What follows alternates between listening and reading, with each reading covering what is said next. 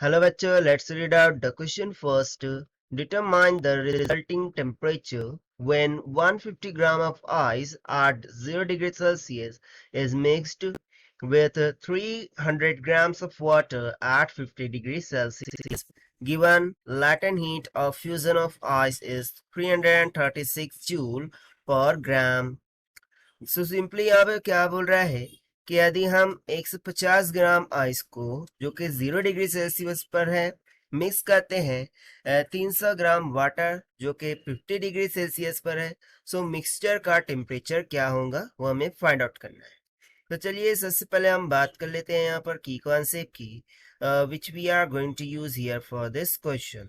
सो basically यहाँ पर हम जो हीट ट्रांसफर होती है वो उसको कैसे रिलेट करते हैं, Q is equals to M C delta T, जहाँ पर M mass of the substance, C क्या होता है specific heat capacity, delta T change in temperature को रिलेट करता है।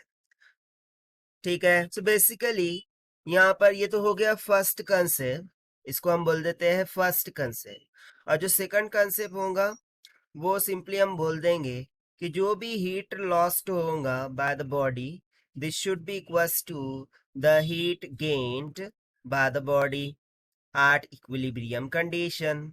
ठीक है, सो स्टार्ट करते हैं हम सॉल्यूशन से।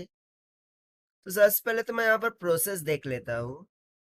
सो देखिए हमारे पास आइस है, ठीक है, ये आइस हो गया जो कि 150 ग्राम का है और ये 0 डिग्री सेल्सियस पर है। ठीक है, इसको हम कन्वर्ट कर रहे हैं और सॉरी मिक्स कर रहे हैं किसमें, वाटर में। इसको मैंने मान लिया ये वाटर है जिस जो कि 300 ग्राम्स है। ठीक है, और ये कितने डिग्री सेल्सियस पर है, यानी कि टेम्परेचर 50 डिग्री सेल्सियस। तो जब हम मिक्स करेंगे सो जो भी फाइनल टेम्परेचर होगा मिक्सचर का वो क्या होगा वो हमें बताना है। ठीक है, सो मैं लेट कर लेता हूँ कि मिक्सचर का जो टेम्परेचर है वो कुछ T डिग्री सेल्सियस है। ठीक है, सो यहाँ से हम बोल सकते हैं स्पेसिफिक हीट ऑफ वाटर। सबसे पहले तो मैं यहाँ पर लिख देता हूँ स्पेसिफिक हीट ऑफ वाटर, वो गिवन नहीं है बट हमें पता है वो कितनी होती है। Here I am writing 1 calorie पर ग्राम डिग्री सेल्सियस। ठीक है, एंड सिमिलरली जो लैटेंट हीट ऑफ फ्यूजन होंगी वो एज पर द क्वेश्चन हमें 336 जूल्स पर ग्राम गिवन है। सो देखिए ये जूल है, जूल को मुझे कैलोरी में कन्वर्ट करना होगा। So we know the relation कि 1 कैलोरी ये किसकी इक्वल होती है 4.184 जूल के। सो मैं इसको कन्वर्ट कर दूंगा कैलोरी में। सो ये कितना आ जाएगा अप्रोक्सीमेटली 80 कैलोरीज पर ग्राम के। ठीक है, सो हम सब्स्टिट्यूट क्या करेंगे 80 कैलोरीज पर ग्राम करेंगे, ये 36 नहीं करेंगे, इसको हमने कैलोरी में कन्वर्ट कर दिया है।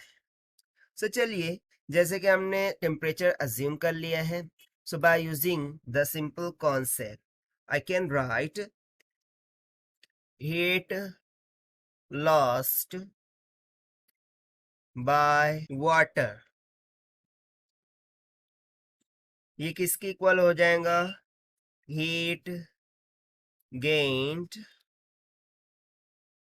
by आइस टू मेल्ट, क्योंकि बेसिकली मैं वाटर का टेम्परेचर देखूं तो 50 डिग्री सेल्सियस है, सो ऑब्वियसली वो हॉट होगा। राइट, अब वो हीट किसको दे रहा है आइस को, जब हम मिक्स करेंगे सो ऑब्वियसली आइस क्या होगा मेल्ट होगा। अब जब आइस मेल्ट होगा सो वाटर में कन्वर्ट होगा ना, सो यहाँ पर प्लस जो हीट होंगी वो कुछ वाटर के फॉर्म में भी होंगी, that is water formed from ice. जो भी वाटर आफ्टर मेल्टिंग फॉर्म हुआ है सो उसकी भी तो कुछ हीट होंगी। अब वो हीट उसने कहाँ से लिया है? जो भी हॉट वाटर हमने आइस के साथ मिक्स किया है उसी से लिया है। सो ये कुछ रिलेशन हो गया। अब बस हम इक्वेशन का यूज करते हुए यहाँ पर इसको रिलेट कर देंगे, फाइंड आउट कर लेंगे मिक्सचर का टेम्परेचर। सो देखिए यहाँ से सिंपली जो हीट लॉस्ट कर रहा है, ठीक है, हॉट वाटर जो कि 50 डिग्री सेल्सियस पर है, सो उसको मैं किस तरीके से लिख सकता हूँ? By using the first concept M C delta T, right, and this is for hot water.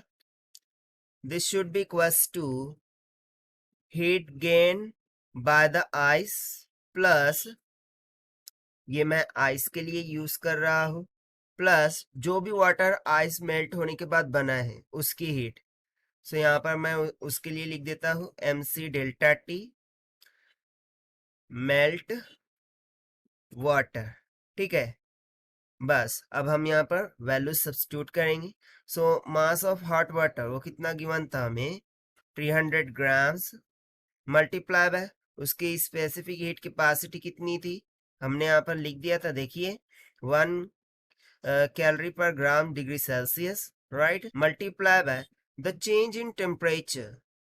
तो चेंज इन टेम्परेचर इसके लिए क्या आएगा? देखिए वो कितने पर था? इनिशियली 50 डिग्री सेल्सियस पर, but after mixing final temperature क्या हो जाएगा? टी। सो यहाँ पर सिंपली हो जाएगा 50 degree Celsius minus T. This will be equals to mass of ice, वो कितना है? 150, लैटेंट हीट ऑफ आइस वो हो जाएगा 80, plus mass of melted water वो अगेन हम 150 रखेंगे, that is mass of ice जो था वही, फिर late specific heat capacity of water 1 multiply by final temperature हो जाएगा टी, और इनिशियल कितना था आइस के लिए? 0 डिग्री सेल्सियस। सो चलिए अब इसे सिंप्लीफाई कीजिए, सो हमें आंसर मिल जाएगा। सो देखिए मैं 300 को अंदर मल्टीप्लाई कर देता हूँ, सो ये हो जाएगा 300 इंटू 50 माइनस ऑफ, ये 50 है, minus of 300 into T, this will be equals to 15 at the कितना आ जाएगा? 120, और ये 2 जीरोस आ जाएंगे, plus 150 multiply by T, 150 times of T, हमें टी कैलकुलेट करना है, सो टी को एक जानिब ले लेते हैं। सो मैं 300 टी को उधर ले जा रहा हूँ, बाकी को इधर लेके आऊंगा ना। 5 3 जा 15, ये हो जाएगा 15,000, 12,000 इधर आके माइनस ऑफ 12,000 हो जाएगा। This will be equals to 150 T plus 300 T. So यहाँ से T will be equals to, subtract कर दीजिए, कितना आ जाएगा? 3,000 डिवाइडेड बाय 150 प्लस 300 कितना हो गया? 450। जीरो से जीरो कैंसिल, इसको जब हम कैंसिल आउट करेंगे आ जाएगा 6.666 समथिंग लाइक दैट।